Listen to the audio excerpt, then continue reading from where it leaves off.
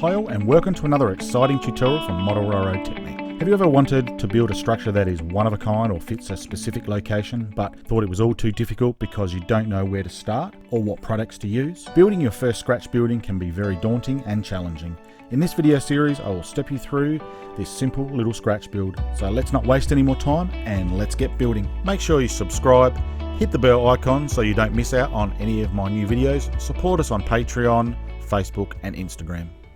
Okay, so what I'm going to look at doing is have my version of a scratch build and have a go at it. So what I've done is mocked up just a very simple little clapboard, four-sided shanty here.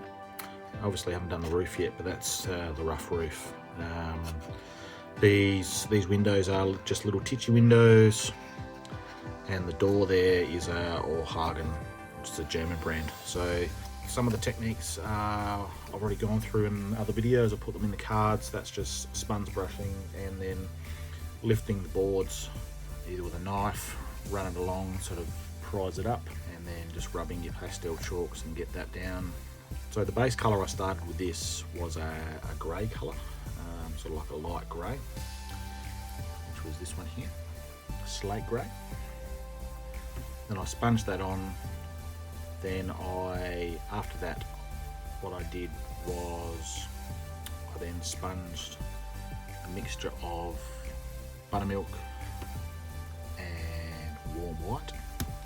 That sort of came up with this whitish, creamy, sort of antique-y white type colour. So then I just sponged that on. So what that effect that does is it sort of gives the cracking effect, as you can sort of see there. Obviously I've got to do a bit more work with the roof there, putting some barges in the light to get rid of those gaps, because I need to work on that, maybe that corner just a little bit more there. But on whole it's coming alright. The weathering was just pastel chalks with a stiff brush. So what I'm going to look at doing then is I'm going to look at using these modular walls by Auhagen, which is a German company. So they come in all different configurations, just to name a few. And what you can end up doing is they've got a neat little templates online. So this wall here. So what I'm going to look at doing is cutting the wall down to a different size. So what you can actually do is you can build pretty well your whole structure with these walls before you even cut the plastic. This is the front elevation. So what I'm going to look at doing with this one is I'm going to make up a little loading dock, probably out of wood or something similar, styrene. So I've sort of still got that elevated, so I'll just have to cut the bottom off, bring that up, so we get the nice stone wall there. I'm not quite sure what I'm going to do with the side, whether I use another one of these like this. So what I'm looking at doing is having a structure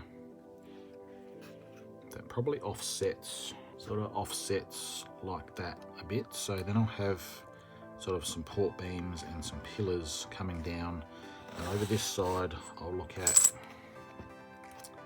keep it square,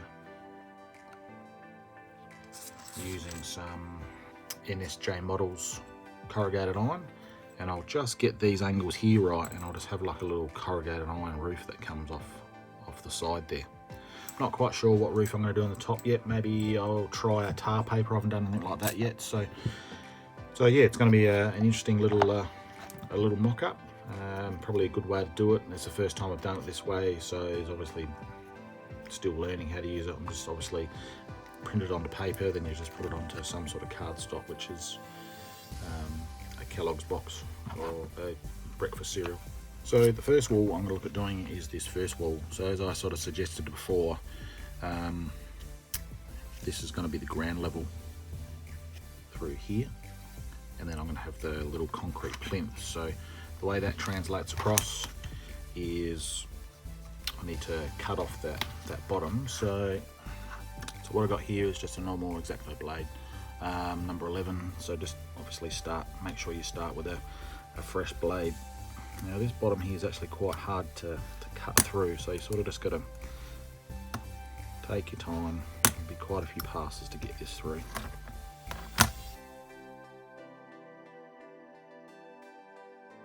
Alright, so there we go, and then it's just a matter of get the sanding stick out, just take any burrs. These will obviously all be coloured up, so any mistakes you make now we can tidy up.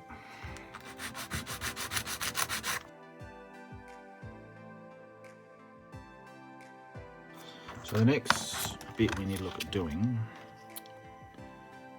is the height of it. So what I'm going to do is, I know roughly the height, but I've sort of changed this plan a little bit, how I'm going to do this. So obviously this is going to sit on the front, on the top, and so if it's to sit there and then go at an angle with the roof, what I'm going to look at doing is I'm just trying to measure, because the roof line I would like to sort of sit just under those window sills. It's just a matter of marking the correct brick line.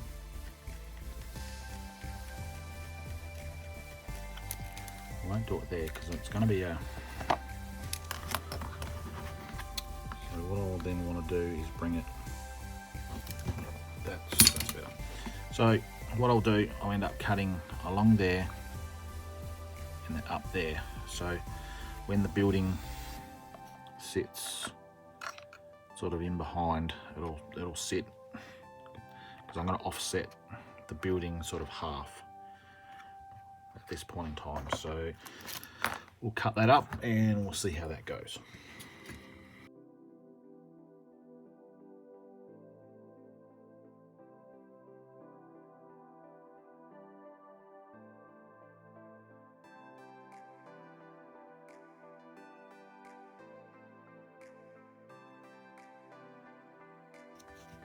Okay, so that is the finished product. So that's sort of gonna sit roughly in sort of like that. Then another roof sort of coming in sort of that angle. So I'll forge on, I'll keep going, and once I've done, I'll come back. So this next section I will start measuring up and cutting up the sidewalls.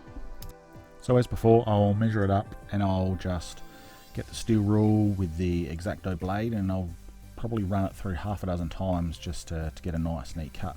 It's also probably relevant to say at this point in time, you've got to try to keep your blade as perpendicular to the wall as you can. So basically what that's going to do is going to give you a nice square top to install any other roof portions or the like. So the next part of the build, I'm scribing up and cutting the rest or the other end wall there. So it's just a matter of exactly the same, scribe it through half a dozen times, neaten it up with the blade, give it a nice square file, and just do a bit of a dry fit every now and again, just to make sure all the edges are nice and square on both parts that it's joining with. Okay, so this is the other end. You can see I'm scribing there. After we've done this, it's just one final dry fit, and then we'll start putting the weathering and the colouring on it. So after you've cut that section off, it's just a matter of tidying up with the sanding stick, give it a bit of a dry fit as I've done there again. I continually go back through just to make sure all the edges will fit nice and square and the like, because the last thing I want to do is start putting this thing together and the edges not being square. So at this point in time, all the brick wall portions of this scratch build have been finished, so I'm just laying them out there on the cutting mat just to sort of visualize what each wall is going to look like. So I can sort of, with that visualization, I can sort of find it's just a little bit easier to move ahead, particularly when I start adding colors and the like to this build. So that will be the next step. End of episode 1. So in episode number 2, what we're looking at is painting and weathering the brick. So thanks for watching, and I'll see you next time. Make sure you subscribe, click that little bell icon to be notified of upcoming videos. Support us on Patreon, like us on Facebook and Instagram at Model Railroad Techniques.